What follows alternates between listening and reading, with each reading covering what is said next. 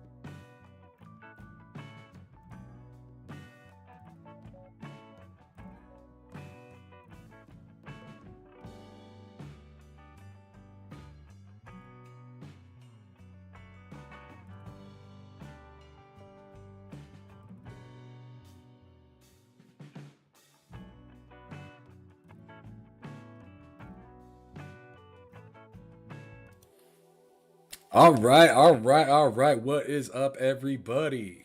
Welcome to another fantastic episode of Behind Them Sticks with your boy Ham Solo 05 Gaming coming at you.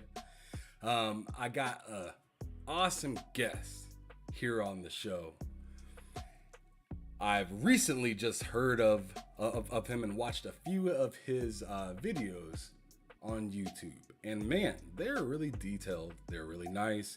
I really liked that headset add-on that you had for your video as well. That was really cool. I didn't know that you could do stuff like that, so that was really cool to kind of see. But anyways, let me go on ahead and introduce our guest, Mr. Daven on the Moon. How's it going with you this evening? I'm going through a random rainstorm right now, so everything is just loud in my background. Hopefully, you can't hear it. Hopefully. No, can't hear it at all. No, everything's doing great, and I'm excited to be here. Awesome, awesome. Well, the first thing I'm gonna have you do, brother, is I'm gonna have you let everybody know what gaming and social media platforms that you are on, so more people can either contact you or play games with you. Because I know you love your PlayStation and stuff like that. So go on ahead and let everybody know where you at.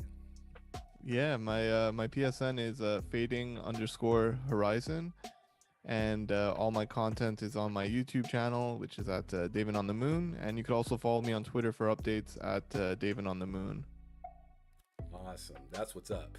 Really simple, short, and sweet. Some people have a long freaking list of things that this is where you need to find me on. This is where you need to find me on. This is where you need to find me on. So I feel like the shorter you make it, the easier somebody can grasp and just be like, all right, I'm just going to look for this person at this one spot.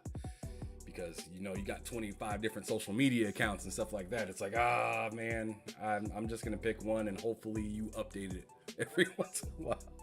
But that's where you can find David. All right, so I want to know, what games are you currently playing right now?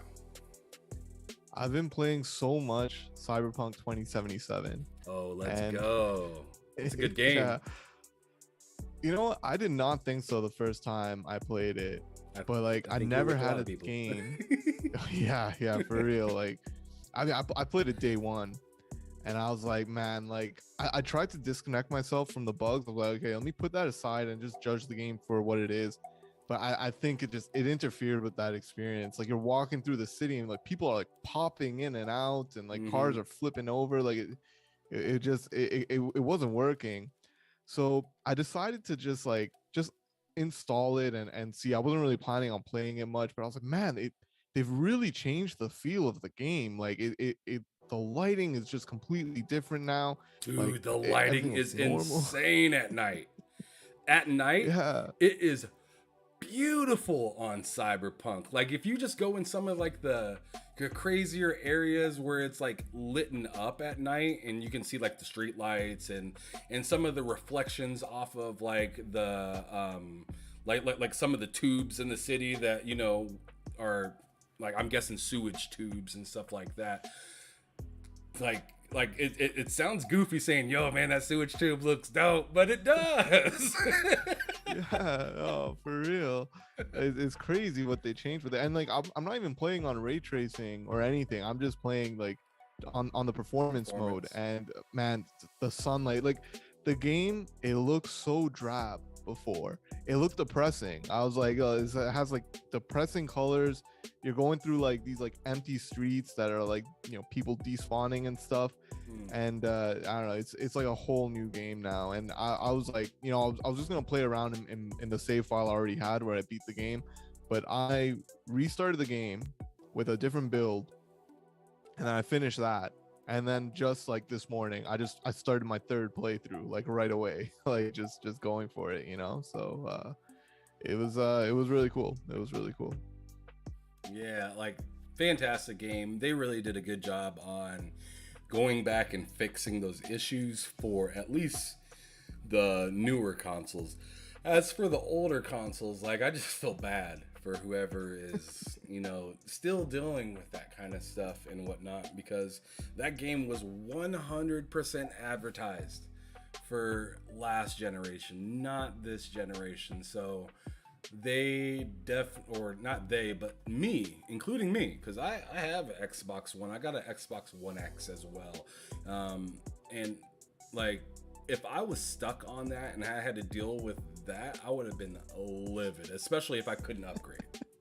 If I couldn't upgrade, I would have been one of those guys on Twitter just mad as hell talking about the game and everything like that. But at least they did the next gen update justice. It looks fantastic. If you guys haven't gone out and played it, I don't recommend you going up and looking up YouTube and seeing what Cyberpunk developers actually posted, because that show that they did talking about the next gen upgrades was awful. that show was awful.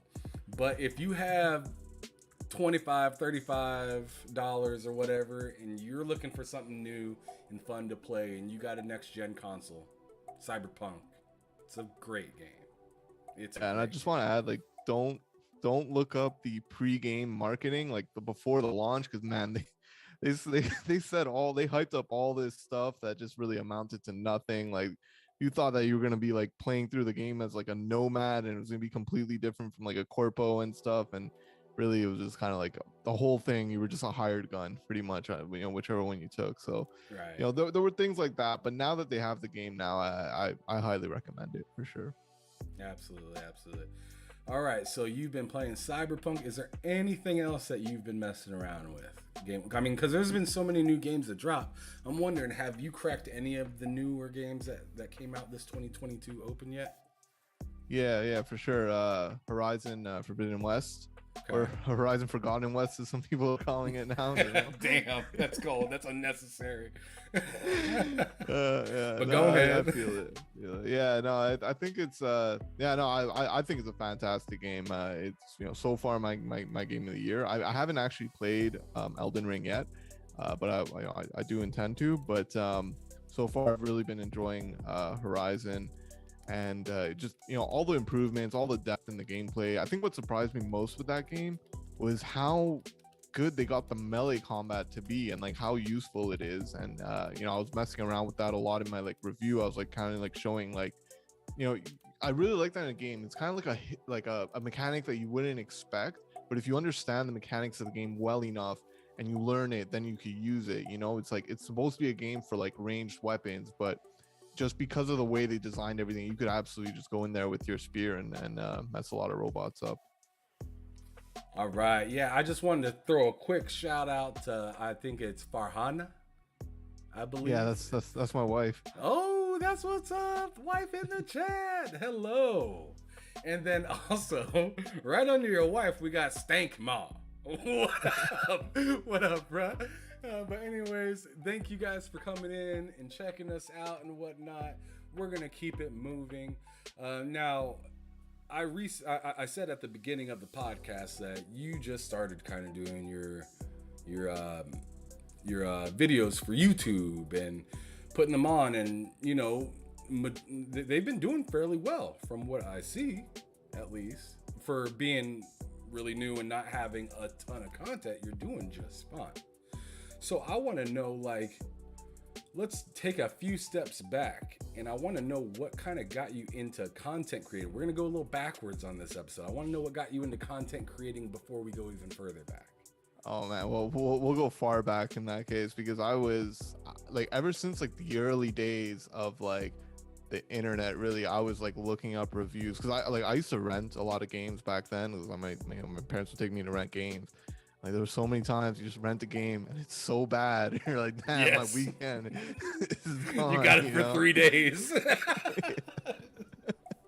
You're sitting there playing the games you own already because it's so ass. Exactly. It's like back to GTA again, So, yeah, like I don't know. That's when I discovered like IGN. But like, that's when I realized, like, there's so many times like I would come back home from school to play games, but then I just end up like spending the whole like afternoon just reading like reviews and reading comment sections and like looking up video reviews and stuff. And I realized like playing the game is only like one part of the experience. The rest of it is like the discussions and the debates and the analysis and all that stuff. So my wife encouraged me to she saw like how much like content I was consuming, and she's like, you could do it too. Like nothing's really stopping you, So I was like, okay. So I started, I think, like about a year ago, but I was like, man, this is like a lot of work. It's like, doing like, by the time you're done the thumbnail and the video editing and all that, it's like, I don't know, like 10-15 hours. It's something. And then like, I don't really have like a network or anything, so like I would like send it to like my family, and that's it. I'll be done. But then recently I was playing Horizon Forbidden West, and I realized with the PS5 controller, they implemented gyro aiming, so you could like move the controller around to like adjust your aim. And I was like, man, like I didn't even know this was coming out, and like no one's really talking about it. I typed it up on YouTube, and I was like, no one is really like making any videos about this or anything like that. And I just wanted to make a video just to kind of like put it out there and like have people aware of this feature, And right. Once I got that out there, I started noticing that a lot of people were like commenting on the video and stuff, and there was like a lot of engagement. And I don't really care so much about being like popular on YouTube or anything, but I just really like to see like engagement. I have people that I could like bounce ideas off and stuff like that. So I was like, okay, from there, let me try to just put out some more content, put out my ideas on some games. And since then I've been I have put out a review of Mafia, I put out a review of Horizon, and now I'm working on a review of Cyberpunk, and I've really been enjoying it now. That's what's up. And I think a lot of people get misconceptions when they go to YouTube and they look at some of these content creators and out there. Not everybody that's making content is expecting $1 at the end of the day. Like, yes, if you want to give me dollars, give me dollars. I will take dollars. But like, let's keep it real. Like, if you're doing it for that, you're gonna run out of steam really freaking fast, because once you figure out how much work it takes to get even monetized, that is like a crusher. And especially if you're like not like super hot right out of the gates and whatnot, you're not going to make anything probably for a little while. So I respect people like you, and people that I can associate myself with that aren't just out here doing it for $1. They're doing it because it's like, man, I want more people to talk to about this stuff. I get bored sitting there thinking about it and not being able to express myself. I want to be able to, because I go and talk to my wife or my 4-year-old daughter about it, and they're just like, nah. I'm not feeling where you're coming from, dog. Like, The only thing I know is you spent $70 for that last game. Like, so yeah. So I appreciate those people that I connect with that aren't doing it just for a quick buck. They're doing it because they actually enjoy the hobby. So awesome. But yeah, let's go a little further back, even further back than that. Now you were talking about your wife and how you had your family watching it and everything like that. But let's go back to when you were like a kid. All right? I want you to tell me what was like the first console that really got you into gaming in the first place. Believe it or not, it was actually not a console, it was a PC. And this was in 1995 maybe, when my dad came back home with a Pentium 1, which was like a beast of a machine back then. And at first he had there was like some small like kids games which I really enjoyed. I was like really young, so it was like stuff like Felix the Cat, Hello Kitty, a lot of like educational games and stuff. Number munchers and stuff. Yeah. And I think that there was like a little video game store in the university that he worked at, and he picked up this game called Pitfall: The Mayan Adventure. And once that got installed and booted up, just the opening of the game, it was like there was like a little story, and there was like this like really like it really puts the fear in you of like, okay, you gotta like go into this jungle, and the music and just everything, just the atmosphere, and that's really when I really understood that a video game could really deliver atmosphere like nothing else could, in my opinion. And right from there, I was hooked. I was hooked from there. Yeah, when a game puts you in a situation, it really tests your patience. Especially, I feel like if gaming teaches you anything, whether you decide to learn from it or not, especially Souls game, is patience. Patience and just planning out what you're gonna do.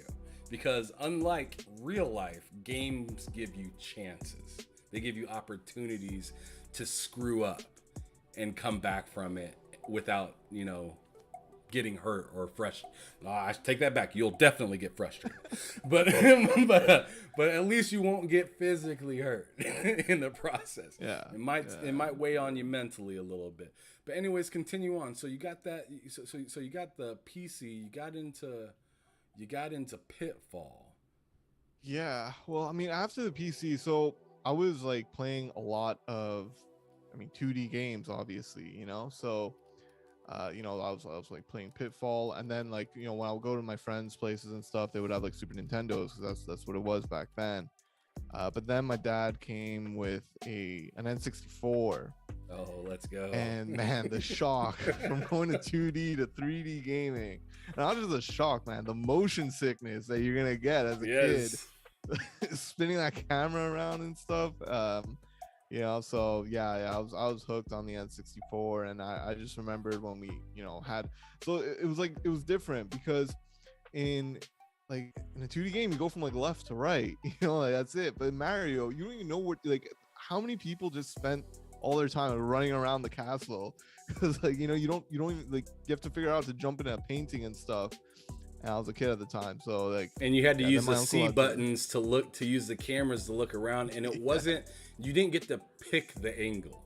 It was just beep, beep, beep, beep. And the cameras just moved wherever they thought fit best. This is before 2 sticks. This is, before having a right stick at all. You were definitely going through the struggle bus of dealing with whatever the game wanted to give you, not so much what you wanted. It was tough, but I really enjoyed just the technological jumps and the leaps, and just seeing it as some gaming for fun, and also seeing it as technology, and it really kind of sparked my interest in computers and stuff. So it's it was important for me from a long time ago, really long time ago. Oh man, gaming turns you into a freaking nerd. Great. But anyways, so the 64 happened. You're playing these 3D games. Mario's dope. You're throwing up all over the place, having the time of your life. And now the next console comes out, and that is that's the GameCube. Yeah. Okay. N64. So you were with Nintendo for a hot second. Yeah. I was a Nintendo fanboy. Now with the GameCube, what happened was Smash Brothers Melee had come out, and I was dead set on that game. I was like, I need this game. But my dad, he wanted to knock two birds with one stone. He was like, no, let's get a PS2 because the DVD player is on the PS2, right? So that way we wouldn't have to buy a separate DVD player. And my cousins were big Sony fans, and they were trying to convince me to get a PS2 as well. But I was like, no. Like Smash Brothers is it. Like this is the game to have. So I got it. Was great. It was a great game. Oh yeah, too. It was fantastic. Oh yeah. And at the time, like that's when I was like, still, I was in like maybe grade 6, and I used to have like my friends over all the time. So I was like, okay, this is gonna be great. We're gonna be playing 4 players all the time, which we definitely did. But maybe like 6 months or maybe a year later, my mom's like friend had kids my age, and we went over there for supper. And when I got there, one of the sons, he was playing a game, and it was GTA 3, and I was like, what is this? You're I was like, hold the phone, this is nuts. I was like, wait, you could get into any car, you could just steal any car and just drive anywhere in the city just like that. He's like, yeah. I was like, what? I was like, what game is this? And when I realized it was only on the PS2 at the time, I don't even think it was on Xbox at the time. No. I was like, man, I was feeling some buyer's remorse at the time. I was like, man, I really, really want to play this game. It was a revolution. I mean, we take it for granted now, but man, the games were very like claustrophobic on the N64. Like the maybe the biggest games like Zelda and stuff had more openness, but a lot of times you're in like these smaller levels, and it's very like linear and stuff. And just to be able to just drive anywhere you want in a city and get into these like rampages and all this stuff, it was unreal. It was unreal at the time. Yeah, nothing felt more real life than that at that time. Nothing felt more like man, I can relate to what's going on, but still see the not realness about it. Like it's insane. Like I can literally hop into this car, drive over anybody that I want, pick up their money, cash it in for guns, run from the cops, and then a thing that you can't really do as much nowadays, unless you're like a hacker or something, is cheat codes. And oh my god, when you were around that time of age, like everybody knows about like Cheat Planet, Cheat Code Central, and all these old like .coms that you used to go to get these cheat codes from, and you would just sit there and just hit like L1 like L1 R1 L2 R2 and then up down left right, and then you'd have like unlimited guns, or your health would be replenished, because I don't think they had invincibility at that time. I think it was just like health and armor replenishing over and over, and you had to like and it got to the point where like kids were running around like coders, like they were running. I'm gonna run around this corner real quick and hide, and I'm gonna put this cheat code in at light speed, and I'm gonna come back out there and kill everybody. And that game, oh man. So when people say, best game of all time, I feel like GTA 3 cannot be forgotten, because that changed the whole landscape.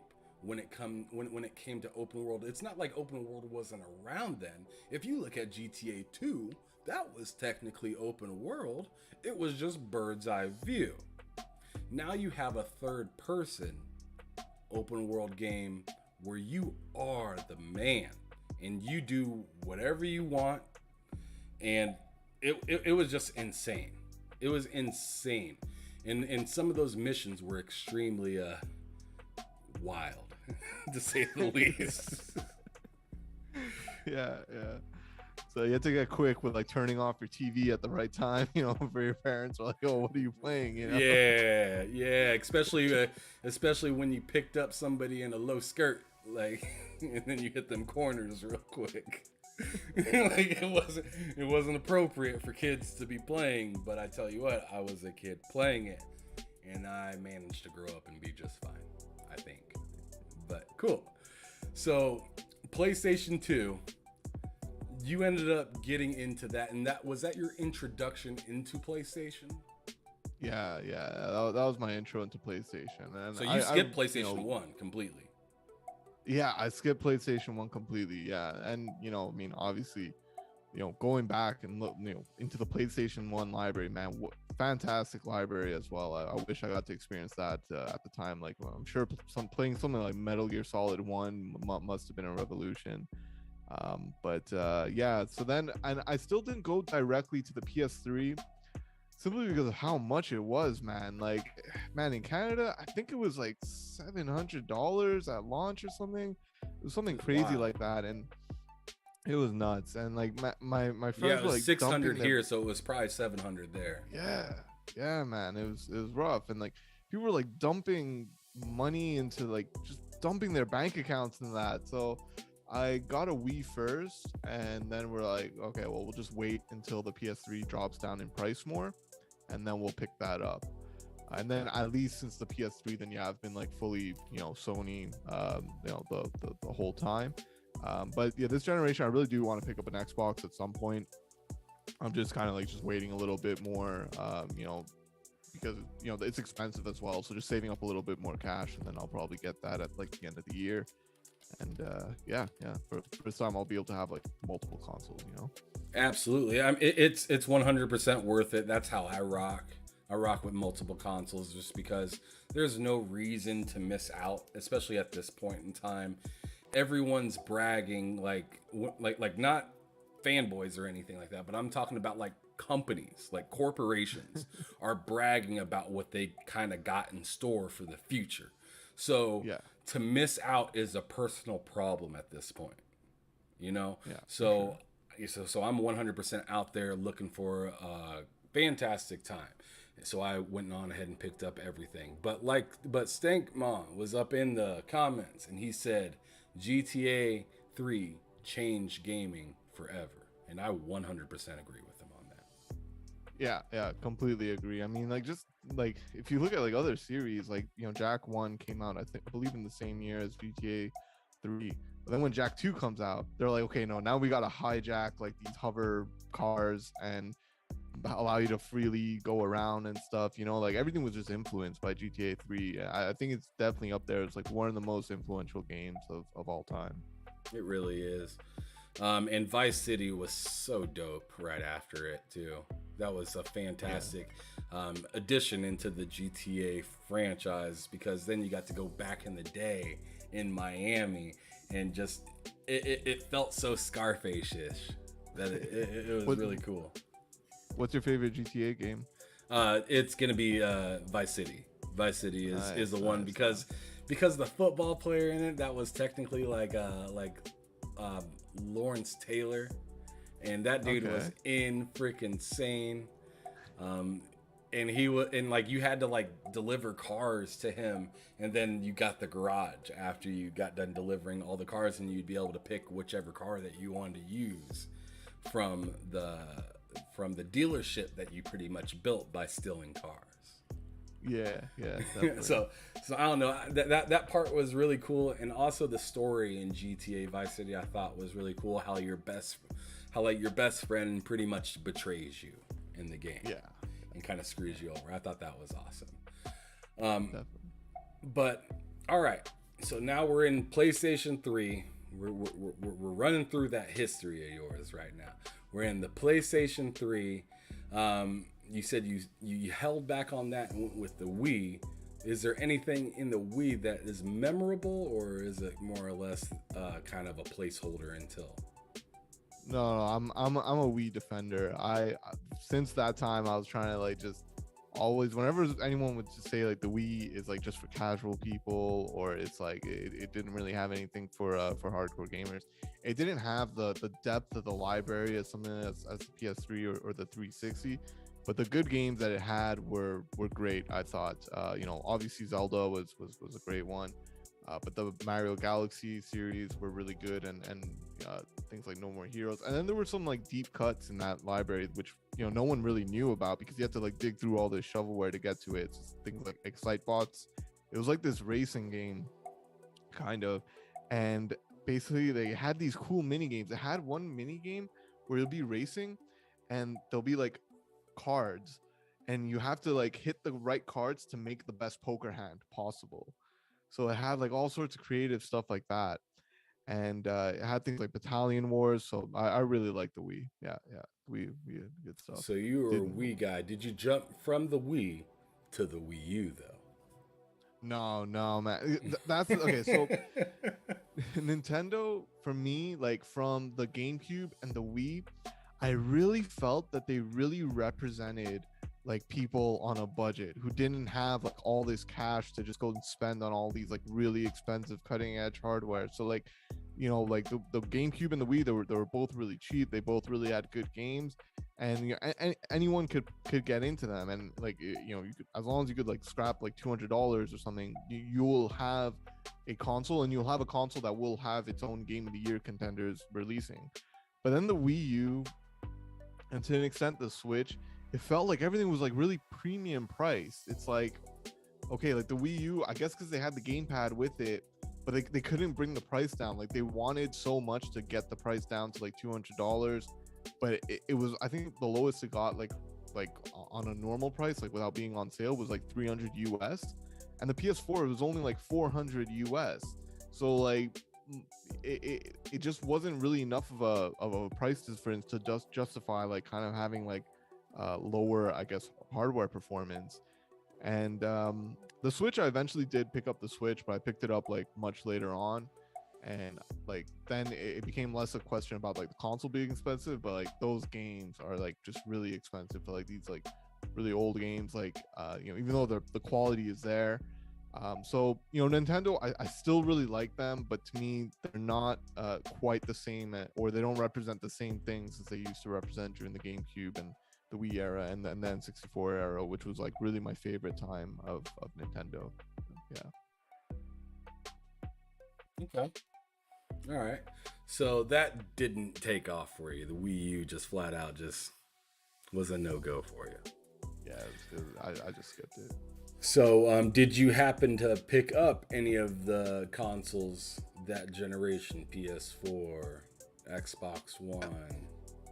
Yeah, I only picked I picked up a PS4, and then my brother, he only really plays like Call of Duty like every once in a while. So I convinced him to get an Xbox. So like when a crazy Xbox game would come out, I'll just park myself at his place and just play that. So like I played like Forza Horizon 3 on his Xbox, and but I mostly played on PS4. Yeah, and obviously I really enjoyed the PS4. It has just a great library. God of War and Ratchet and Clank, Uncharted. I think Uncharted 4 was my highlight. I think that's my favorite like of the Sony exclusives. And really enjoyed the PS4, and obviously after that got the PS5 right away. Okay, so now we're back to where we need to be in the current time. Now I just want to kind of know, is there a specific beloved console of all of them that you've ever owned throughout your life? Do you have one that you just champion no matter what? For sure. Yeah, it's the most obvious answer. It's the PS2. I think it's best console. I was kind of sad like when the PS2's like lifespan was like done and the PS3 was coming out, because I was like, I don't think that we're gonna really get a console as exciting as this. It's like hard to duplicate that kind of success. Yeah, really tough. I don't know what Sony did, but they really ingrained in it that the PS2 was cool. It was cool to have and to play and to say that you were playing on the PS2. I guess like the movies that were in and the commercials and stuff. It got so many things right. And another thing that it got really right is like it really has something for everyone in that library. Like whether it's like racing or RPGs or action games of all sorts. I guess maybe it's only like kind of weak spot, whereas it's first person shooters. I guess it didn't really quite like meet like the Xbox, let's say. But even then, like it's third party support. It had that mix of that third party support with that first party support to fill in the gaps.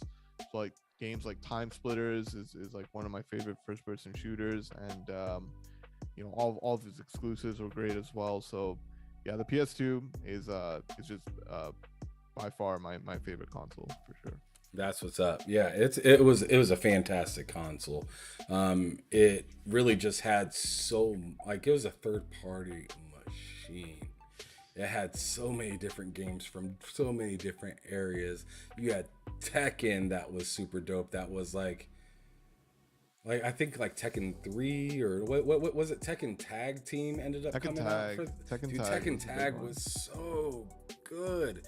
And what was another fantastic game other than Grand Theft Auto and Vice City and San Andreas? They had Devil May Cry series on there. That. Like Capcom was crushing it on the PlayStation 2. Really good games on there for sure. But now we need to move on. So you said that was the most memorable console was the PS2. Now we're going to move into our game that I like to play. So without overthinking, I want you to tell me the first game that comes to mind when I say the name of the console. Whether you played it or not, or like if you flat out just don't know, just let me know and we'll move on to the next one. Cool? Yep. So the first one I'm going to say is one I rarely ever say in any of these shows is actually, I'm gonna bring that one up later. First one I'm gonna go with is gonna be the NES. NES Duck Hunt.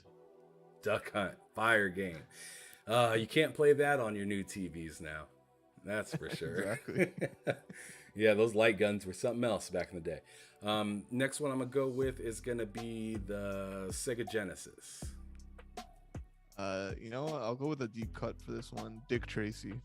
Wow, that is a deep cut. Like I was expecting you to be like, oh, I don't know, but you hit me with Dick Tracy. Wow. Okay, maybe let's turn up the difficulty a little bit. Sega Dreamcast. Order down. All right. Ah man, should we go any older than the NES? Are you good with that or no? I could try. All right, so let's go with the Neo Geo. Neo Geo, King of Fighters. Wow, this dude can't be stopped right now. He's crushing it. You haven't missed a beat yet. That is what is up. Sega Saturn, maybe? Sega Saturn, I would go with I forgot the name of it, so I'll take another one. It's gonna be Sega Rally. Oh, okay. I thought you were gonna say Virtua Fighter. Yeah, that too. Now I was thinking about the one made by Treasure. It was a beat 'em up. Totally forgot the name. It was like, I think it was like Advanced Guardians or something like that. But that was a good one too. Okay. So now this one's gonna be kind of a trick question, but maybe you'll pick it up, maybe you won't. Sega Nomad. I know this one. This is like the portable Sega Genesis. He got me. He got me. Yes, sir. Yes, that's exactly what it is. What's the first game you think of on something portable like that? To play portable, I think Beyond Oasis would be good for that. Wow, really? I figured you'd go with something simple like Sonic. Sonic. Well, Sonic, you want to do all that in like one sitting, right? Right. That's like you might run out of battery power. Yeah. Because that Nomad was a battery slammer. Like now they have. Yeah. I ended up. I had a Nomad and a Game Gear.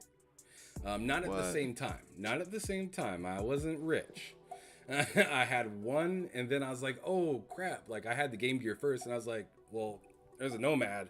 I'd rather have something that I could plug into my console and then turn around and be able to put into my Nomad. So I went on ahead and picked that up instead. Traded in the Game Gear for the Nomad, and that was all she wrote. But like really, once you get a Nomad, you almost don't even need a Genesis anymore, because that thing, I mean, unless you were connecting your Genesis to like the Sega CD or the 32X or something like that, the Nomad, you can plug that into the TV and you can plug it into the wall as well.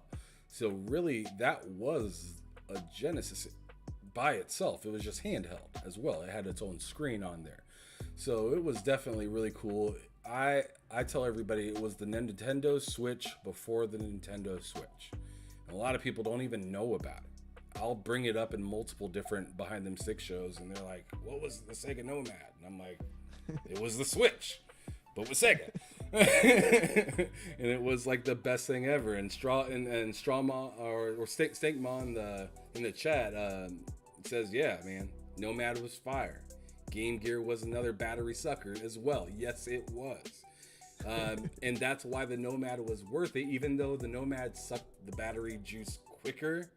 Yes, if you had rechargeable batteries, which were extremely expensive back in the day, it made your Nomad a little easier to deal with. Nowadays, if you have a Nomad, you can actually get battery packs and stuff like that, like third party and stuff, which is pretty cool. But anyways, back to the little game that we're playing. Now we're going to go into some fresher territory, something that's a little newer. First one I'm going to say, even though you didn't have it, PlayStation. Let's go. Original. Original PlayStation.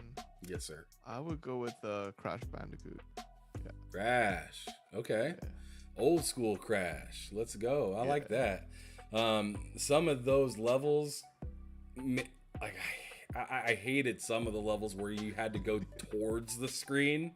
Yeah. Oh man, because you jump and you'd be like, I don't know if I'm about to die or not right now, but I'm jumping. So yeah, that game was nuts. I hated that level where you had to hop over that bridge and you had to like jump continuously like over the gaps in the bridge. That one was tough too. Ooh man, I'd have to replay that to even remember. The only thing I remember is pretty much like what they had you play. Did you ever play like what was that game? Uncharted. So Uncharted had a game part where you play Crash in it. Yeah. And they had the exact level that I was talking about, where the stone is following you. Yeah, the boulder is following you, and you have to keep jumping over crap and like just keep away from that damn boulder. And you had to get in that specific moment in the Uncharted game, you had to get like enough apples or whatever. You had to beat the high score of your girlfriend and whatnot. But yeah, like that was an amazing game back in the day.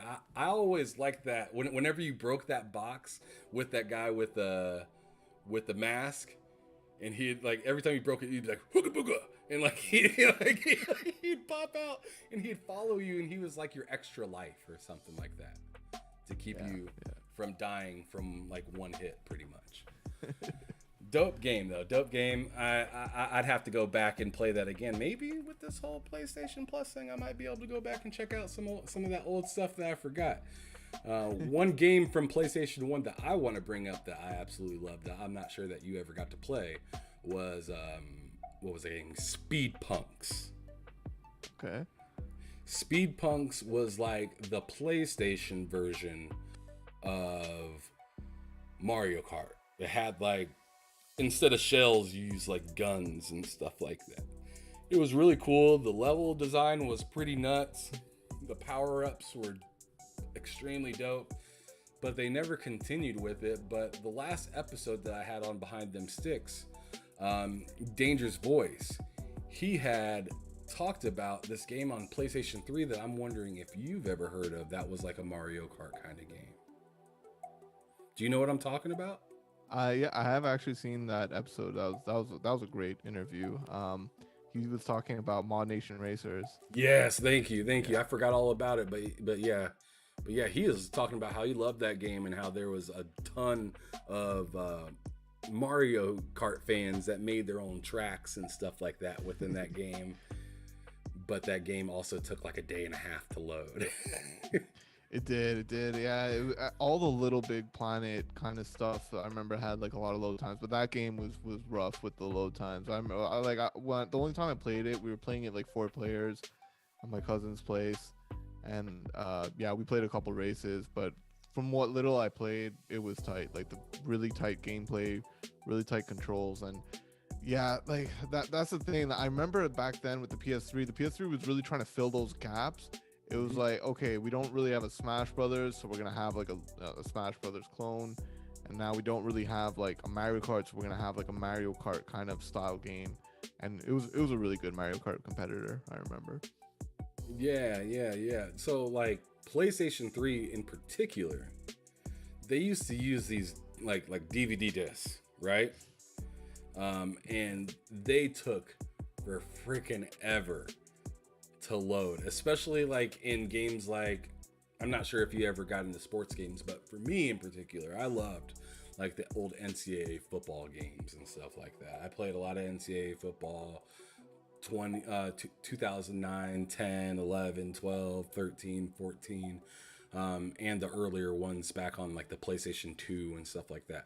Man, but once it got to the PS3, I noticed a significant amount of time that it'd take to load and do stuff and make your choices. It felt like, man, those games had to read the hell out of those discs. And going back and looking at all that technological advancements that they tried to put into that PlayStation 3, you look at like PlayStation Plus right now, and they're having a hard time replicating some of that stuff. And it's not that like that stuff was so dang advanced for now, but for the time back then, it was amazing. And it's hard to kind of put together that kind of stuff now. And like, I don't know, maybe you can tell me, why is that stuff maybe so hard to do? Well, there's something I wanted to say about the PlayStation 3's load times that was kind of weird, is that once you were able to actually install the games on the PlayStation 3, once they started releasing like PlayStation 3s that were big enough to do it, that really improved the load times. But then what happened was there were some games that would have like certain license restrictions. So like something like the Kingdom Hearts 2 remake, I don't know why, but it had this weird restriction where the song was not able to be installed on the actual machine itself. It could be on the disc, but they couldn't make it so you could install the song because that would violate like their contract or something. So that game still had to stay on the disc, and that had to just take forever to load Kingdom Hearts. It got so bad, like I skipped that one because of what people were saying, but people were saying that if you like went into your like special form, he plays like a little animation to load, and just that animation would take too long to get into that like drive form and load that up, you know. So yeah, definitely it's definitely some limitations. But what exactly are you like referring to in terms of like limitations now with like PS Plus and stuff like that? So like so you know, like they still have to stream those games now. Like they can't bring them to a, you know, something that you can run natively on your console. You still have to stream those games. And I think it's nuts that PlayStation 1, you can stream. I mean, you can download some of those games native. 2, you can download some of those games native. 3, it's like completely forget about it.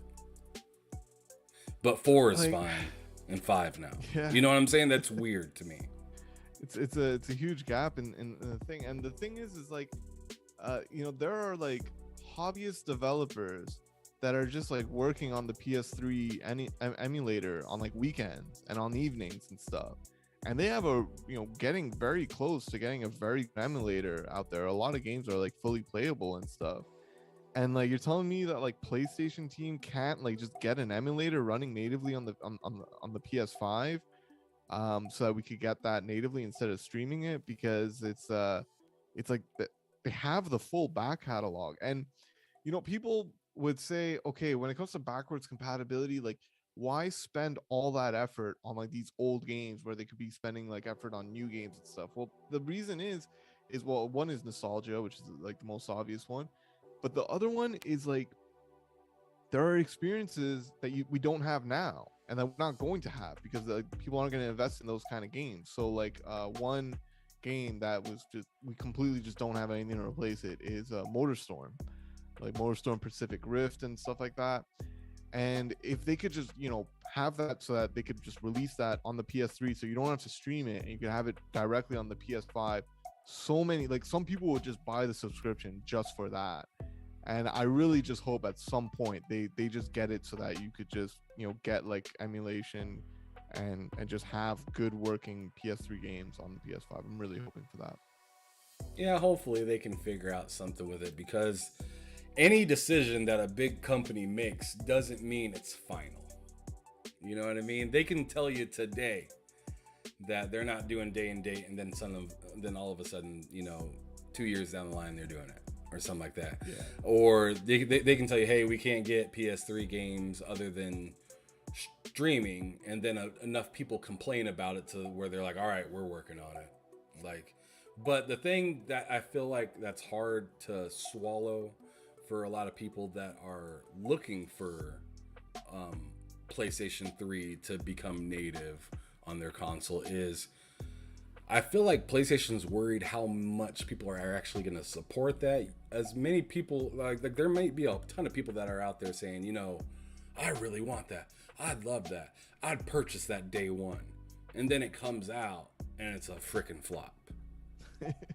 You know what I'm saying? And I think that's more or less the issue in this situation, is they don't want to put too much, you know, they don't want to have all these people working on something that's not going to, you know, be very fruitful at the end of the day. Yeah, no, I totally get that, but their issue is that Xbox is doing it and they're just killing it with that backwards compatibility. Like, one of the first games that I'm gonna get once I get an Xbox is Sonic Unleashed. Apparently they like fixed the frame rate on that game and it's running like much better. It's running at like 60 FPS now, and things like Sonic Generations are running at 60 FPS 4K. So if you're a Sonic fan, now it's a complete no-brainer to get an Xbox, because like the best games are, you know, ported forward and are backwards compatible, and you can play them at the best, like most definitive version. So, you know, I'm sure, you know, PlayStation's crunching the numbers and stuff, but really, when your competitor's doing it, you just never know. Like, maybe it could just become a bigger deal as time goes on, and then they're going to be behind and they don't even have like a response to it, you know? So hopefully they sort that out. Like, backwards compatibility is super important. And I'm really happy they're doing PS1, and that, you know, the PS2, their emulation is not that great. It's not as good as how well the Xbox emulates original Xbox, but that's just like the reality of it. Like, the PS2 is a really hard console to emulate.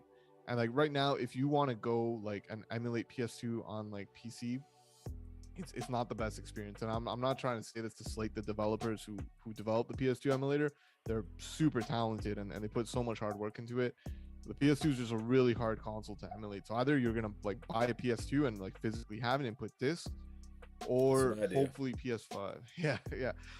I do that as well, but then it's just like, okay, it's like, yeah, I had a TV that like had like the proper like components, but then when I moved up to like a 4K TV, now you got to worry about like getting like a retro tank and like spending like money on that and stuff. Like it becomes like too complicated. So like, and expensive, and extremely expensive. Like, I have like 9 or 10 older systems behind me, and if I were to want to put all of them on my 4K 60 TV, I'm looking at least $250 just in HDMI cables. You know what I mean? Because you have to get the I mean, I don't even know where to find one for the GameCube. I know I can get one for my Xbox. I know I can get one for the PlayStation 2, Sega Saturn. I can get one for my Genesis. Just that alone is like $150. You know what I'm saying? I'm not even including the Super Nintendo, NES, or like I said just a moment ago, the GameCube or the 64. There's that's a lot of money. So like you're almost better having a CRT TV to run all that stuff on and just getting yourself some what is it called, system selectors, so where you just hit a button and it just switches to the next switches to the next input and everything like that. You're almost better doing that, but but those CRT TVs, A, they're hard to find, B, who knows when it's gonna break, and C, them motherfuckers are heavy. Right? Am I wrong? Yeah. Those things, sure, if you want something more than like a 19, 20 inch kind of TV, you're gonna need some help. you're gonna want to hit up the homie and be like, yo, bro, let's get some blankets and let's put this in the back of the truck. Because that's the only way you're gonna get that big ass thing home.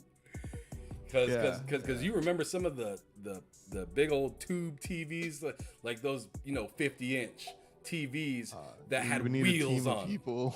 they had wheels on them. Like those things were so hard to move, and then once you got it into the basement, you almost wanted to sell the motherfucker when you were moving because you didn't want to move it again. Yo, this TV comes with the house, bruh. All right. Well, let's move on. We were on that question for a little bit and we got stuck. Oh yeah, the last one I want to ask you, because I've been asking everybody this, and yes, thank Ma, they were super heavy, stupid heavy. But the last one I wanted you to do is I wanted you to pick a game from PlayStation 5 and a game for Series X that you're like the first game that you think of that hasn't came out yet. So pick one for each of those two consoles. Yeah, Series X is easy. It's gonna be Starfield for sure. Everyone is just waiting to see what that game is gonna be like, and I think it's gonna be crazy. And PS5, I guess right now it's just gonna be God of War Ragnarok. I'm really interested to see what they're gonna do after that, but God of War Ragnarok for sure. Yeah. I mean, I've actually meant to ask some people that are a little bit deeper into PlayStation than I am, which I think you probably are. I want to know, do you know what's really going on after like God of War and like Wolverine and Spider-Man? Like, what other games are? Do you know any other like big games that are slated? I gotta tell you something about myself. Like, for whatever reason, I game pretty much exclusively on PS5. But all the podcasts that I listen to and all the like news videos are all Xbox. I don't know why. Like I like the Xbox creators so much more. Like I could just listen to that stuff all day. So I know way more about what's coming out, I guess maybe on the Xbox. That's crazy. I don't know why. I had no idea what's coming after God of War. No idea. Oh man. Well, I'm interested. I really am interested because I mean I got a PS5 and I love playing it. Right now I'm not loving playing it, but I'm playing Gran Turismo and it's okay. The turning, I just hate the turning in that game right now. The turning in that game is depressing for me. At least for the licensing. The regular races and whatnot are fine. I can blast through the races, but I want to get gold on the damn license. I want to get gold across the board on everything in that game, on the license. So I've been having a hard time with that. But other than that, I've been loving on some Horizon Forbidden West. But the game that I've been playing the hell out of mostly lately is probably Ghost of Tsushima when it comes to PS5. Fantastic game. Have you had a chance to play that yet? I have played it. I haven't finished it. Like I kind of like stopped playing it for some reason, and it's kind of hard to like go back into a game. And like I tried going back into it, and I forgot all of my like favorite combos and stuff. But I played through the first, I think, 2 acts, and I love that game for sure. It's a really great game.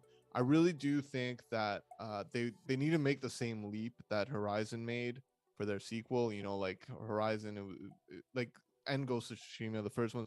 I find it's like a lot of like combat. It's like, okay, like you're gonna find a point of interest, which is gonna be like combat, and that's it. But like for Ghost of Tsushima, I really wanted the sequel for them to like really like have more cities, and like you discover like more settlements, and like you do like just different stuff. And I found that the world was maybe just a little bit repetitive, I guess. Yeah, it's dry.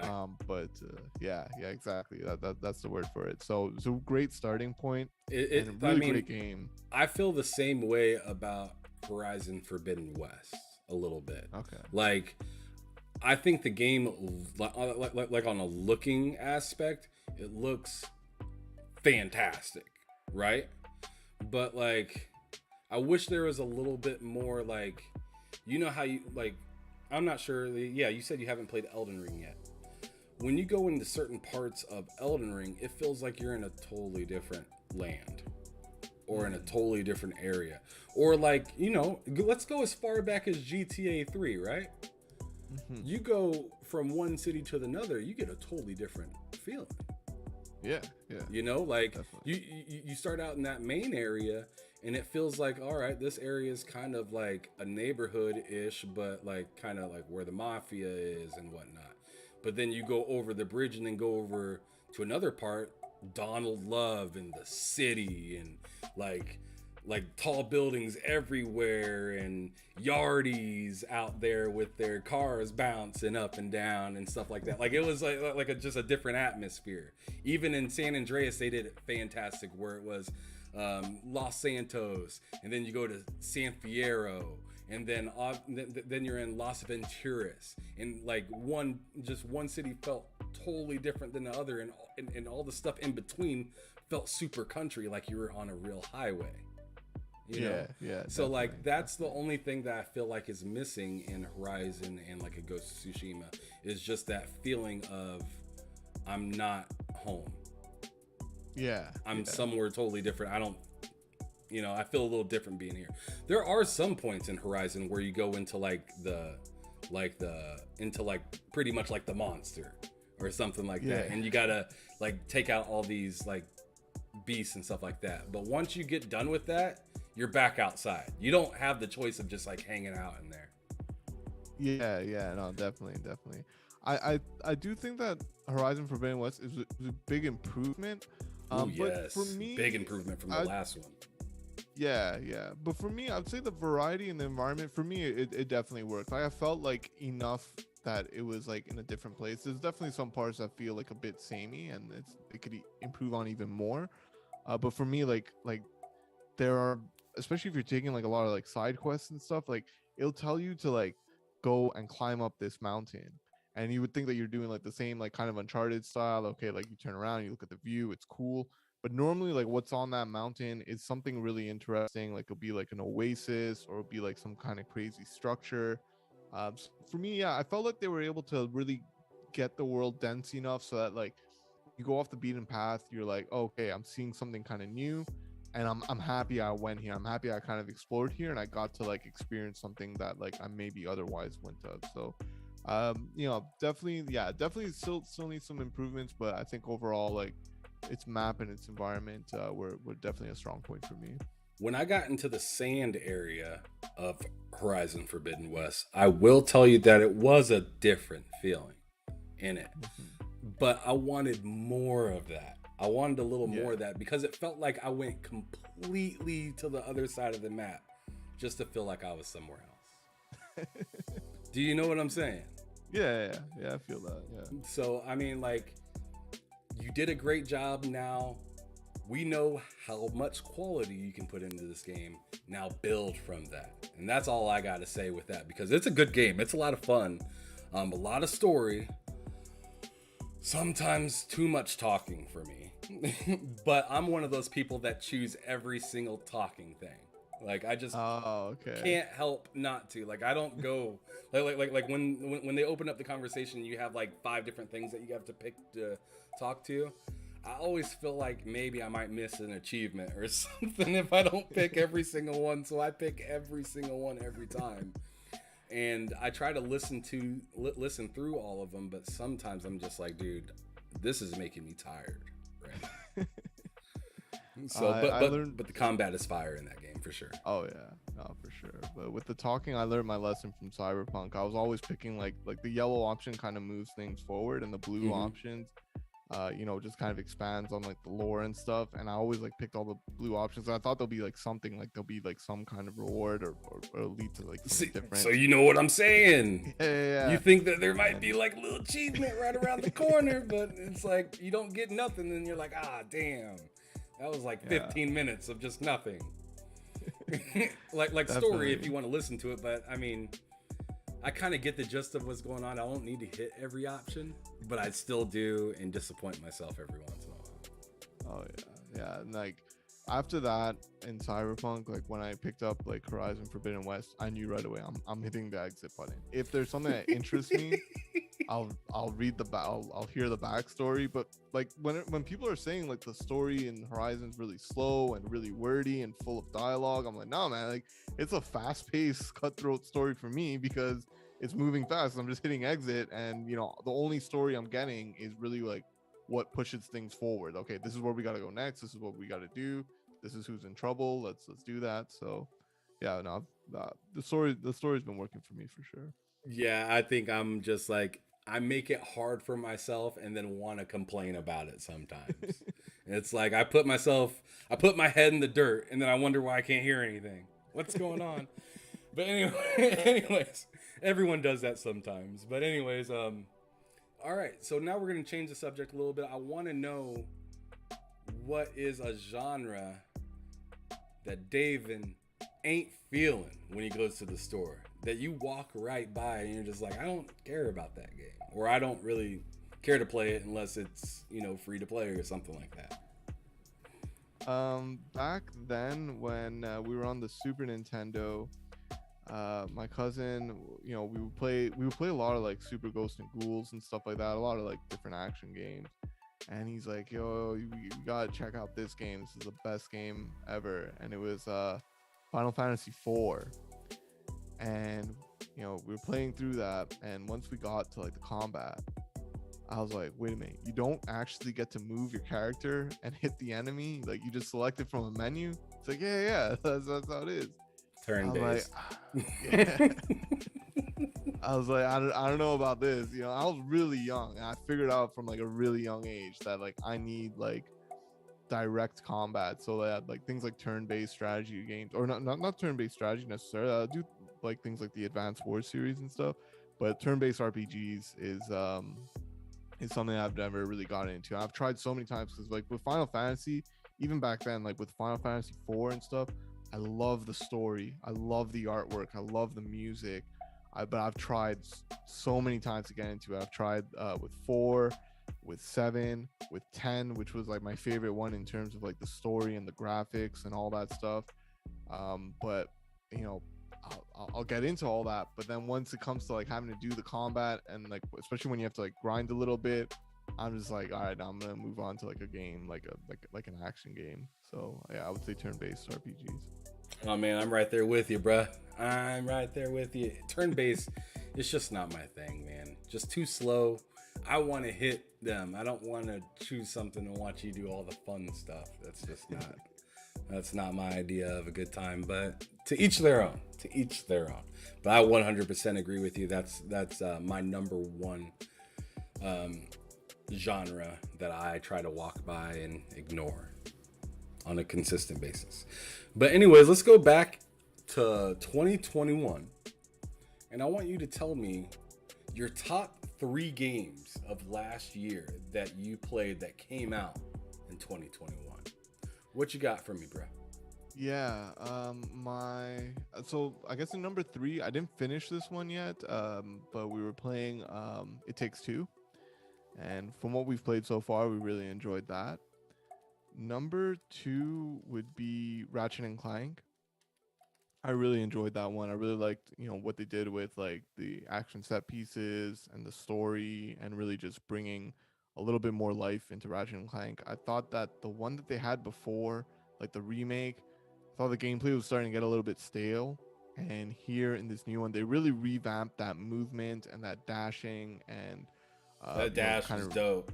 Yeah, that dash was really good, and I found I myself on really photo mode way too much with that dash. must have been some cool shots. Yeah, that was definitely a good dash. And also the charge boots as well. Like you could like just charge all over, and you could have like these like little racing mini games as well. I thought that that was really awesome. So Ratchet and Clank was a big one.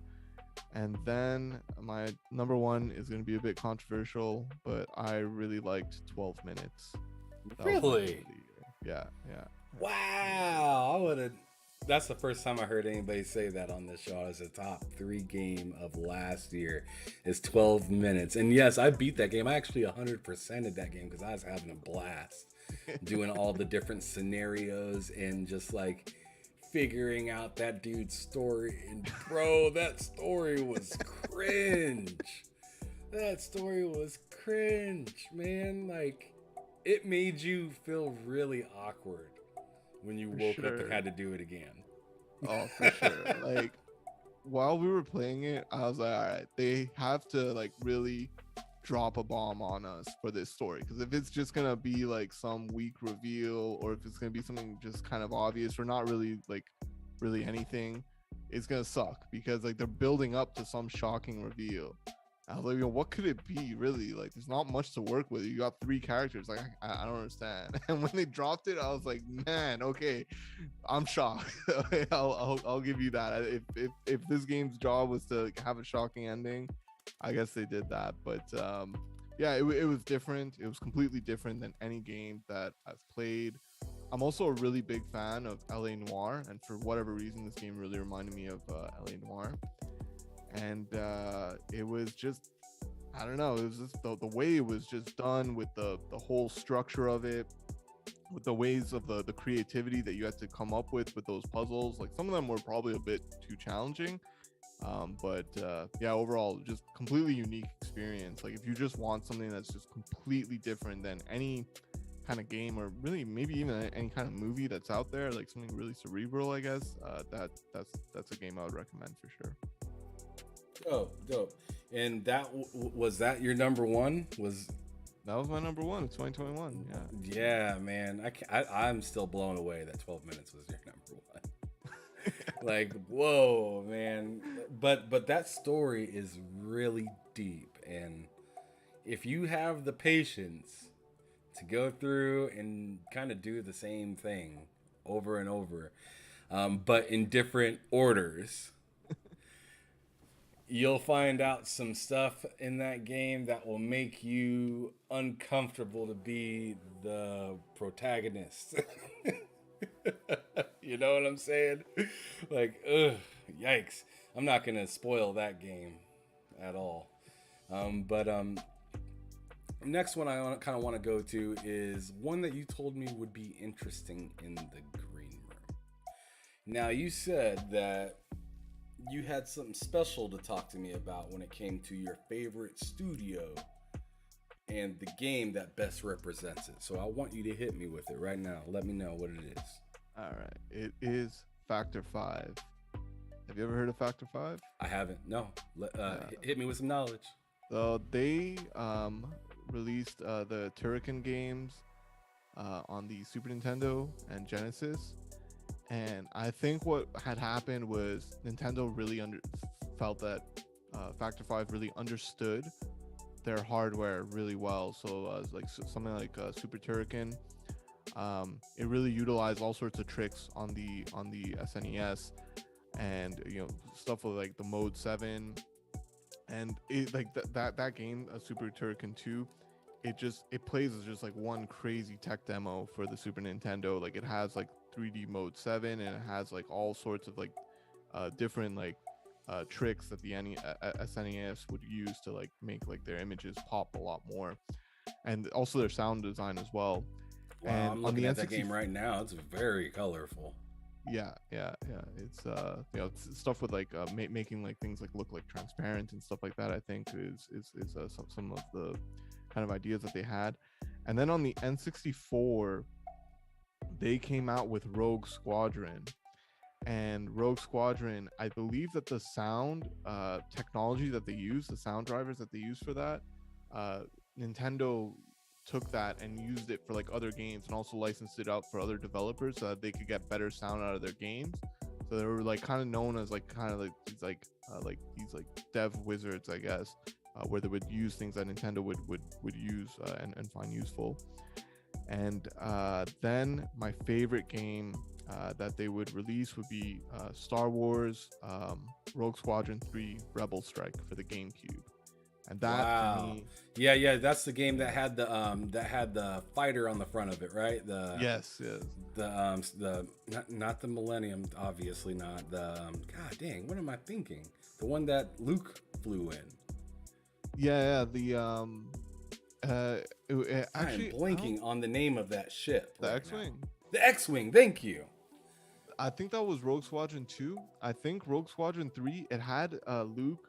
It had like a scene of Luke climbing up the ATST, I think, where he like brings down that machine, the ATST in Hoth, the snow planet. But yeah, that game, it brings you through all of these scenes from the movies. Like it brings you through like everything, like the Hoth battle and all of the ones from like the third movie, like the speeder bike chase and stuff like that. It's one of the few Star Wars games to do that. But what was really special about what Factor 5 did is, I don't know how they did it. People are still trying to figure out how they did this, but they made the whole game run at 60 FPS. And we're talking about things like dogfights and all the vehicle sections, all of the on-foot sections, everything ran at 60 FPS. Until this day, people are still trying to figure out how to run this game on emulators, how to run it on the Dolphin emulator, and it's just very challenging to do because they use all kinds of tricks to make it run. And it's really definitely one of the most impressive GameCube games to this date, I think. They did Rogue Squadron 2 and 3. Yeah. And the last game they ended up making was a Lair. Yes, that's true. I've not actually played Lair, but yeah, I remember that. Yeah, it looks like they worked on a lot of stuff like sound compression technology for like Pokemon Stadium, Resident Evil 2, which a lot of people will say that's the best Resident Evil of all time. Yeah. So I mean, they had their hands in a lot of stuff, and it stinks to kind of see that they're done. They're out. They're finished. Finito. Yeah, what I like about them is if there's like a music artist that only has a few albums, but each one of them is great or each one of them is really interesting, that's what Factor 5 is like to me. It's like they only had a few games, but when you go back and play them all, each one of them has something that will like catch your attention, I think. He said every time they came out with the CD, it was a banger. All right, so now I kind of want to look ahead, and I want you just to list out a few things that you are really excited for the coming future. I know I worded the question differently to you when I sent it, but I'm kind of curious because it seems like some of the times I bring up this question, there's like 2 or 3 things that people want to talk about, and they are stuck talking about one. So I want you to throw out a few things in the future that you're looking towards to seeing. All right. So the game that is really catching me by surprise, and however they're marketing it, they're doing a really good job, is Lego Star Wars. That's coming out, I think, next week.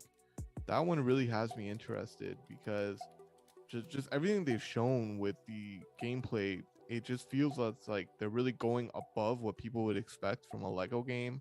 So something like the lightsaber fights, it's super simple in the older Lego Star Wars games, but here it looks like they have like combo systems and like different ways to make the combat like more engaging and more dynamic. You could kind of like throw up like enemies in the air and stuff like that. And then what really impressed me the most was their flight system. I'm really interested in games that have like flight mechanics and space and stuff like that.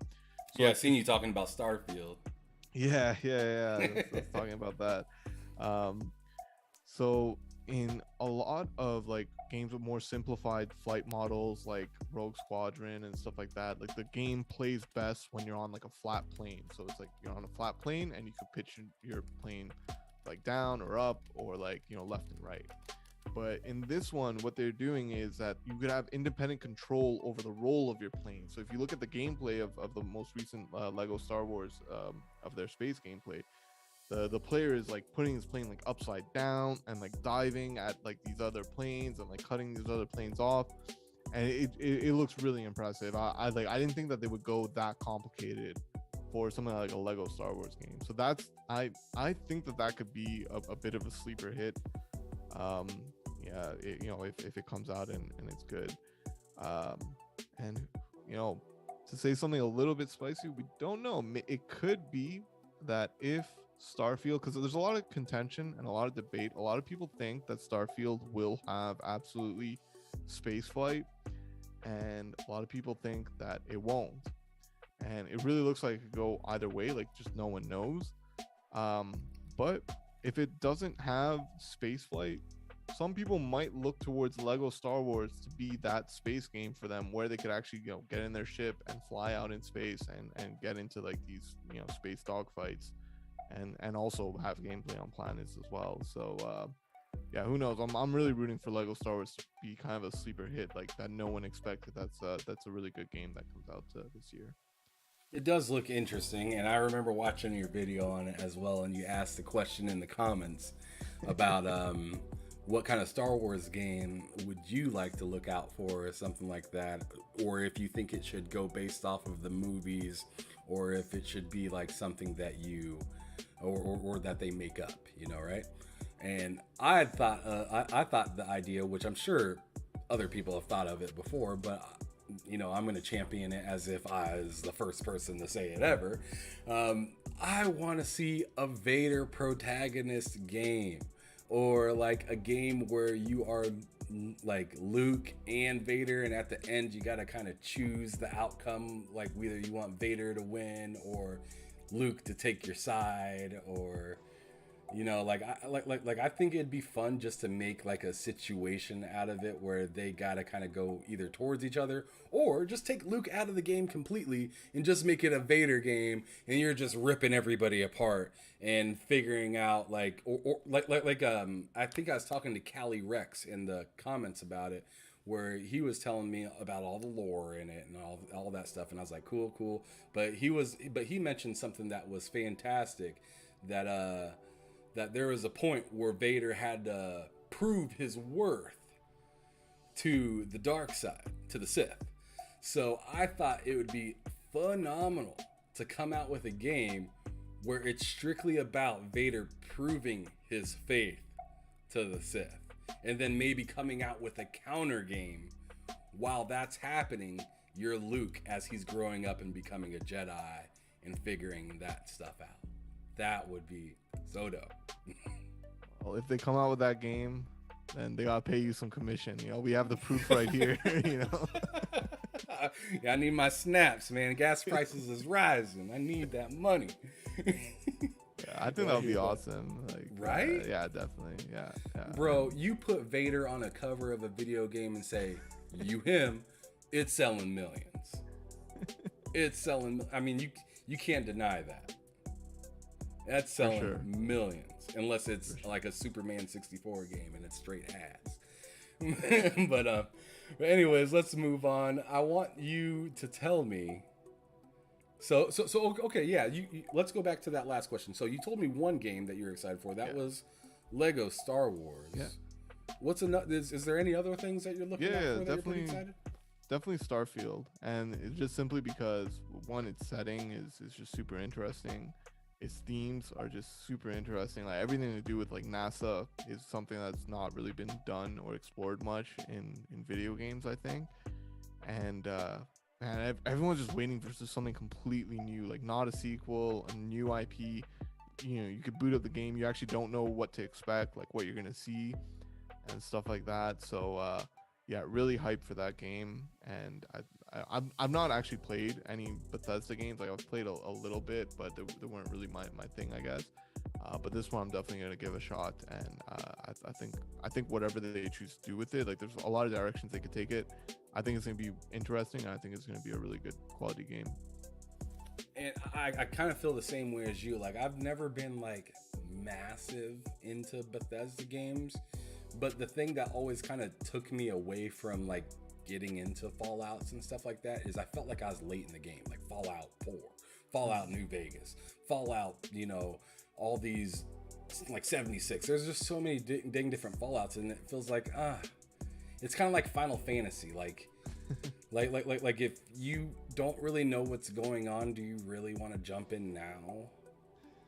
It's like one of those kind of situations. So to see Bethesda coming out with a brand new IP where there is where you know as much as everybody else. Yeah. That's what has me probably the most excited about it. Like, I'm excited for the sci-fi stuff and whatnot. Like, that looks hella dope.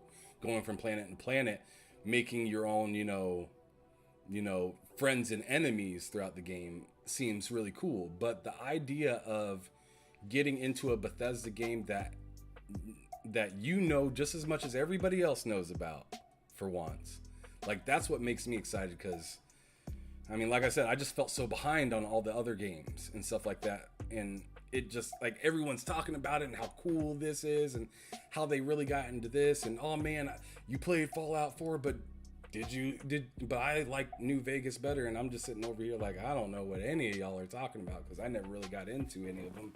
But now it's coming to Game Pass day one, and there is no excuse for me this time. There is no excuse for me. I've already, you know, I'm already paid up to that point for Game Pass and whatnot. I'm ready to go. Just give me the game so I can see what it does. Right. For sure. So let's move on to the next question. I like those two answers though, Lego and Starfield. Or did you have a third one that you're gonna throw out? Or no, the next one is definitely God of War. But you know, I think everyone's super excited for that. Love the first game, and I think the sequel is gonna knock it out of the park for sure. For sure. All right. Yeah. The next thing I wanted to bring up was going back to your past before. You know, you played some Nintendo games, some PC games. PlayStation 2 was the first thing that you got big into.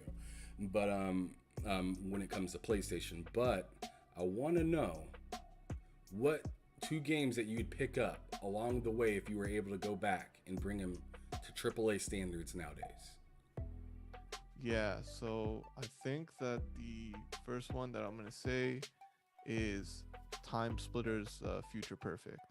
I would really like to see that get like a full remaster. Dude, a new Time Splitters would be insane.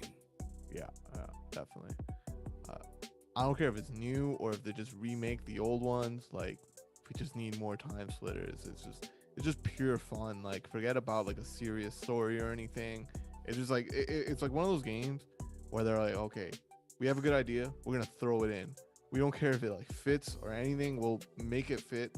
But we're gonna throw it in, especially with like that concept. It's an expensive concept, Time Splitters Future Perfect, because it was like they were like jumping through different time periods, and you know, now you have to make assets for like a World War II setting, and then you have to make assets for like this like futuristic like Perfect Dark kind of setting, and then you know, you have to like keep like making different assets instead of just being able to reuse everything. So that would be crazy. Maybe that's why they didn't continue making them, but that would be just crazy if we had a new Time Splitters game for sure. Okay. Yeah. And then number two, I would go with MotorStorm for sure. I really like the MotorStorm. You really do like that game. This is the second time you brought it up. Yeah. It's just, I don't know. It's just, you know, very like simple kind of racing game, and it's just something where like I just feel it fills a gap in the PS5's lineup that they don't have. And it was the action in that game was just crazy. Like when you jump off a ramp and like the cars are like hitting into each other and you'll be like going through them. It's a classic series, I think, for the PlayStation you know, sort of legacy, and it's something I would really like to see them bring back. All right, that's interesting. Those are some fresh games I've never heard on this podcast before, so that's good to hear. Now, I'm kind of curious. This is a little bit more of a serious question. What in gaming, if anything at all, frustrates you? like to the bone, to the core, and it could be anything. So it could be community, it could be like gaming itself, like there's something that, you know, game's not being finished or something like that. So you tell me what frustrates you when it comes to gaming. I feel like online there's no mechanism to like disagree with someone respectfully. Like it's like whenever someone disagrees, it's like, oh, okay. I like how you said mechanism. As if there should just be a button. Yes, you know, seriously, or like some, I don't know, some template that you gotta fill out. Like this is how you disagree with someone, you know, but instead of like, okay, well, you know, someone comes in and they're like, I think this game is good for these reasons, and someone responds is like, no, this game is crap and you're stupid. It's like, I don't know why it's like that, but it's like it always devolves. Even if like you see a conversation that starts off nice, as it like trails along, you would think that they would like just get more understanding of each other's viewpoints, but no, it becomes like toxic, and they're not even talking about the game anymore. They're just like insulting each other. It's crazy. But like people think that it's bad now on like Twitter and Reddit and stuff. But man, if you had seen the IGN and GameSpot forums back then, it was brutal, man. It was something. The toxicity there was crazy. So yeah, he's like, I can't even repeat this stuff no more. I can only imagine it was no different than like Reddit, because Reddit is like people think Twitter is bad, right? Like you said, but if you go to Reddit, it's unleashed. Like same thing with like a 4chan or something. Oh yeah. Like where people really don't have any backgrounds, and it's just a completely made up avatar, and they're just going ham on each other. Yeah, that's true. Yeah, the anonymity is bad, man. Yeah. Reddit is bad, but at least like now, like there's a lot of like moderation, or like people try to use a downvote button to the best that they can to like downvote. Like people are just like not adding anything. But like forums back then, there was like nothing. It's like just whatever's there, it's just gonna be printed on there. There's no one to like go there and like, you know, fix anything. Yeah, you had thick skin if you were darker skinned. That's for sure. You had very thick skin going into the comment section for stuff, because you'll hear all sorts of people just letting any word fly. It was the Wild West. It was the Wild West. For sure. Yeah. But now let's turn it into a positive topic. I want you to tell me a dream come true, and I want this to be personal. Let's do two sides. I want one to be personal, so a personal dream come true for you in gaming, and then one to be external, so something that just happens in gaming that you think would be dope. Okay. The thing is, my personal one, I feel like it's like maybe it's not that doable, or it's just too challenging to do in a video game. But I want like a fully non-linear like GTA experience, like kind of experience where like you go and like, let's say you're like following the like a story or a side mission, and the guy's like, okay, you know, you have to go and steal this car from this garage, like steal it from a gangster or something.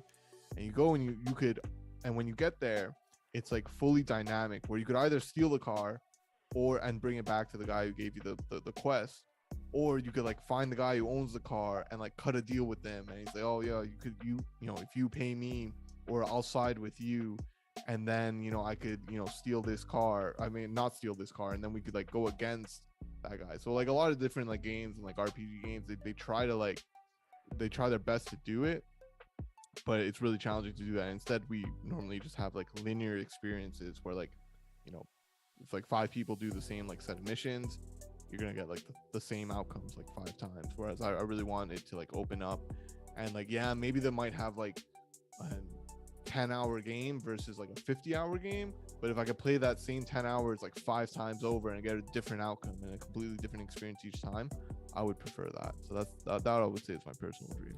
So that's kind of what they were talking about a little bit in Starfield. It is, where you could play as a good person or a bad person, and then go into, let's say, like the good guys. Like let's say you're a bad person and you wanted to do a mission with the good guys. You could play as a good guy, and pretend to be a good guy and just be a complete piece of junk. But that sounds hella interesting, and I like what you're saying. And in a city setting like GTA, that would be fun, where it's like, this is my neighborhood and I secured my neighborhood and everybody knows me, and I got people that do missions for me and I do missions for people.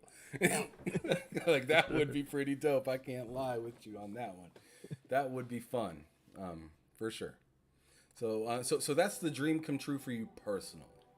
Now let's talking about like an external dream that you'd like to see like companies do or something like that, that might be mesmerizing. Cloud gaming, I would say. Yeah. Cloud gaming to get to where it needs to be. Now, what part of cloud gaming are you talking about? Are you talking about like people playing on their cell phones? Or are you talking about like the new Xbox kind of thing that came out recently, talking about how they want to use cloud to be able to implement and make new games so they can make more things in like real time and stuff like that? Like, which part of cloud gaming are you talking about? No, I was definitely talking about just streaming an existing game. Like, yeah, like that's really interesting. I feel that they kind of like tried to tease that or tried to get that for what was that game, Crackdown, where they wanted to like harness like more cloud power to like do the city destruction. That would be crazy if they do that. I would definitely like to see that for sure. You know, a guy in the chat right now, Matt Likes Games, he actually made a little video about that. Maybe you should go check that out. He talks about like what they talked about, the announcement and whatnot, because when he came up, he like, me and him talk like every night on Xbox and stuff like that. Mm-hmm. And he told me about the cloud gaming thing and how they made like a new team and whatnot. And I was thinking exactly what you were thinking. I was thinking, oh, well, this is like more games on my phone and stuff like that, being easier to play and more stable. And he was like, no, these are people using the cloud to build games, making games to where like, I don't know, like assets are like able to be like removed and moved in and whatnot, in like while the game is actually running, or like maybe being able to service it quicker or something like that. His video describes it a lot better than my mumbo jumbo that's just falling out of my mouth right now. So I recommend maybe checking him out after you get done with this, or tomorrow when you're comfortable or whatever. Check that out and holler back at me and tell me what you think and whatnot. Really cool guy. Highly recommend that you check him out though. He was actually my very first episode of Behind Them Sticks. So really cool. Definitely check that out for sure. Yeah. So moving on, he said, thanks for the plug, my man. Of course, man, I got you, bro. I got you. Now I'm kind of curious, like let's step away from gaming for a moment, and you tell me something that like you enjoy doing that's completely outside of gaming, that has nothing to do with gaming. Yeah, I enjoy running. I take some runs in the summer and run some 10Ks and stuff like that. So it's something I enjoy doing.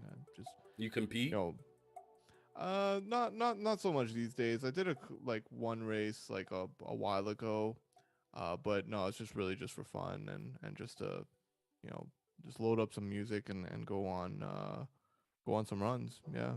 I mean, man, I ain't had a runner high in like 15 years, bro. Yeah, for sure. It's like, especially where I live, it's like super cold in the winters. So when it's summer, like everyone really like tries to take advantage of that. So that's the way I like to do it. Just go outside and just take some runs. Yeah, that's what's up, man. That's what's up. Is there anything else that you enjoy? No, that's so you just run and play video games. Get the hell up out of here. I mean, you know, normal things like watching movies and watching TV and listening to music, stuff like that. Like those are my normal interests. Fair enough. Now, we're getting to the latter end of the show. We're almost over here. We've been on for a little over an hour and a half. Do you happen to have any questions for me whatsoever? Yeah, I got a couple. So do you play your games on performance mode or quality mode? Mostly performance. Like quality mode, most of the time I don't see the like I feel like I'm disservicing myself half the time when I play a quality mode on a game. When it comes to some games it doesn't feel like enough of an adjustment. So like when I was playing Ghost of Tsushima, I didn't notice that I was on quality mode for a while. And then I went to performance mode and I was like, whatever. Like, it wasn't a big enough switch. But then you turn on a game like Dying Light 2, and then you go to performance mode and you run around and you're like, oh, this game is nice. And I mean, this is before they patched it. So like now they have a balance mode now, which is a third mode. They only had 2 modes when it first came out, performance and resolution. And bro, that resolution mode like would literally make me feel like crap playing it, because that 30 FPS on and don't get me wrong, I grew up playing a lot of games in 30 FPS. It's okay. But some of the fidelity in these games, or like some of the like realisticness mixed with motion blur, messes with my eyes. I don't know what it is, but like Quantum Break, for instance, for Xbox, great game, really fun. I enjoyed it, but I had to stop playing it because it kept giving me headaches. Because there was just so much going on. In that game, like, you can slow down time and stuff like that, and you're running around, and it's like a blurry Control, if you've ever played Control, right? Yeah. But so like I said, the game's fun, has a lot of really neat things that you can do in it, but I personally am not gonna go back and play that game unless they put a 60 frame patch in it where it could help adjust me to what's kind of going on in those crazy moments, because I was literally not feeling very good each time I got done playing that game. Same with Senua's Saga, Hellblade. Hellblade, when that was at 30 FPS, it gave me a headache every single time, especially with the puzzles in that game. I'm not sure, have you ever played that? No, didn't get a chance to play that one. So there's certain parts where you do puzzles where you have to like there'll be like things that look the exact same, but you have to like line them up and make them look perfect to each other. But until you do that, everything's just like everywhere and it looks really blurry. So like when you go to focus, you'd be trying to like move backwards or move forwards, and it'd either get more blurry or it'd get more clear as if you're getting closer to figuring out the puzzle. That was giving me headaches left and freaking right, because of how blurry it'd be all of a sudden, and then it'd go right back into focus, and then blurry. It felt like I kept putting somebody else's glasses on. So that was terribly that was terrible personally for me. But to answer your question, yes, I mostly play in performance mode. Just like most people, when they want to play on a PC, they turn down them settings so they can get more performance, right? That's how I like it. I play on performance mode as well, but I'm trying not to get too attached to it, because I really think that like once the cross-gen stuff is like completely out, it's completely done, where people are going, like some devs are gonna have to sacrifice the performance mode in order to get to that, in order to really push it further than what we have now, and to like get better visuals, bigger worlds, like less draw distance, like less pop in and more draw distance. David wants some 8K 30. Yeah, like the Matrix, that Matrix tech demo. That looked phenomenal. It looked crazy to me, And if that's the sacrifice, if we gotta sacrifice 60 to get there, I hope that's what happens. I don't want a situation where devs were like, hey, we could have had a more complex like destruction system or something, but we opted not to do it because we really wanted to get 60 FPS in our games. Like, I'm hoping that we don't see that, So, yeah. I'm thinking maybe they can take the approach kind of like Ratchet and Clank did. Remember, they made like a 40 FPS game or something like that. Like, if you can meet me in the middle a little bit and be like, hey, we can't give you 60 FPS, but we can give you crazy looking graphics and a smoother frame rate than just 30. We can at least give you 20% or 40% more frames than 30, then I'm all for it. Like, let's go. You don't have to, like I'm not saying because of Quantum Break or Senua's Saga that I flat out can't play any 30 FPS because, like I said, I grew up playing a ton of games. I mean, hell, Grand Theft Auto 3. That game, like, if you go back and play it now, that was awful. like I go back and play Vice City on my original Xbox, and I'm just like, whoa.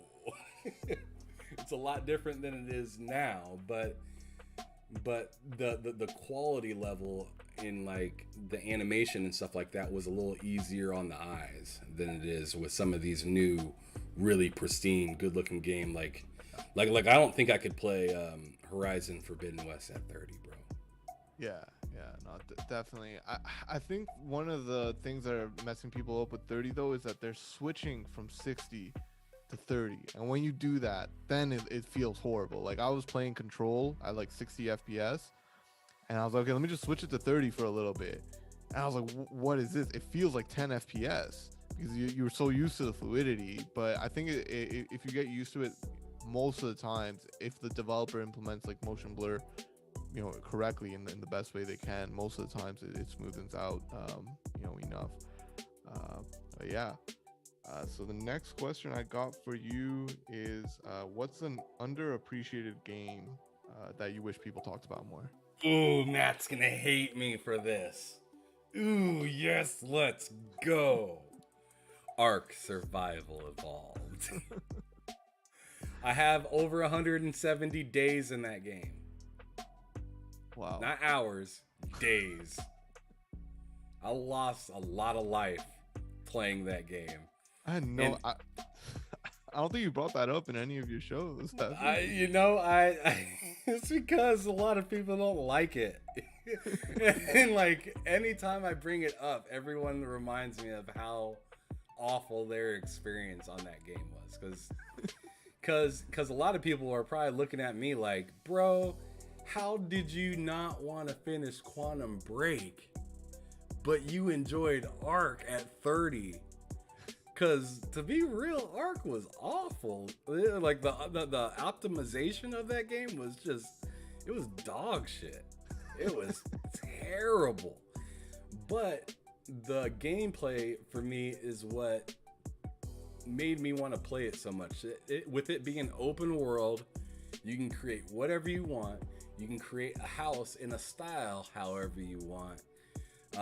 You can tame whatever animals. You can do boss fights. I mean, there was so much packed into that game that you could do. I thought it was like a marvel, but not a lot of people agreed with me.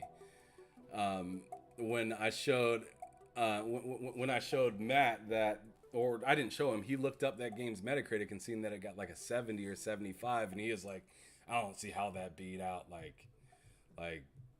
he's pretty much dogging it as if it was like Crossfire X or something. And I was like, bro, slow down. Like, that game was good. He's like, not to me, man. We have different tastes. And I guess so. But that game is extremely underrated to me, just for the potential that it shows within gaming. Like, I couldn't like I could only imagine if that was like, if you were able to build your own city, buildings, and live in it. It'd be like The Sims, but I can kill. And I can really control my character. And like if you could mash up The Sims and Ark, I think that would be freaking cool to actually be able to. Well, okay, The Sims, Ark, and Horizon Forbidden West. If you can put those three things together, where it's like you have the living ability like The Sims, you have the openness and craziness of Ark, but you have the combat system of a Horizon Forbidden West, that would be my 100% game. That my 100% Metacritic game right there. I'd be lost for many more days than 170. You definitely sold that game. I'll definitely check it out. I don't even think I've seen gameplay of that game, because I was like, once I heard survival, I was like, I'm not even gonna check this out. But yeah, no, I'll definitely. You'll check out the gameplay, and this is the issue with it. You'll check out the gameplay or the trailer for it, and you'll be like, man, this looks like one of the most amazing games ever. and then you'll hop in it and play it alone, and you'll be like, man, I don't have time for this. Because it's a time consuming. There's a reason I have over 170 days in it. It's a time crusher of a game. But let me know if you ever hop into that game, because I'll show you the ropes and we'll run around and do all kinds of stuff, and I'll see if this is your type of game or if you want to run. For sure. And then you can team up with Matt and make fun of me. Shit. Any other questions, bruh? No, that's what I've got. All right, so the very last thing I'm gonna have you do for me before we get out of here is I want you to describe gaming for me in just 3 words. The next level.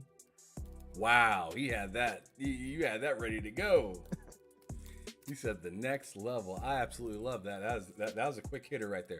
All right, well, I appreciate you, Daven, for coming on this show today. It was fantastic. We had a really good conversation, and I was really happy to meet you today because you're a really cool guy. I'm going to be looking out for more of your content, and please tag me on Twitter when you got more content out and whatnot. I'll be happy to share it out, so hopefully some more people can see it and check it out. Possibly some of the folks in this concurrent viewer list might toss you a subscription, a subscribe and whatnot, and check you out and whatnot. But really excited to see what you got coming on here in the future. I think what you got is really good. So just continue to do what you got to do. Anybody that happens to be checking this out, make sure you hit that like button. It means a lot to me. Also hit that subscribe button if you haven't yet as well, to see some more content that I'll be dropping every Tuesday and Thursdays with Behind Them Sticks, and then every Friday as well with Bullsitting. The next couple of episodes of Behind Them Sticks is going to be with It's Tim. And that one's going to be on the 31st. And then the next episode after that is The Crap Gamer. So those are going to be a few interesting episodes for sure. Make sure you guys come out and check those out next, or It's Tim is going to be on Thursday, but Crap Gamer is going to be out next week. And then I also do another show called Game Drain every Sunday at 7 p.m. Central, 8 p.m. Eastern, with Matt Likes Games, my boy Twan, and also Foremost Cottontail as well. So check us out there if you want to see some more stuff. But I appreciate everybody that came out and checked us out. Daven's information is in the comment, or not the comment, but the description below. So remember to click on his stuff, check him out, subscribe, yada yada, do your damn thing. But I appreciate everybody for being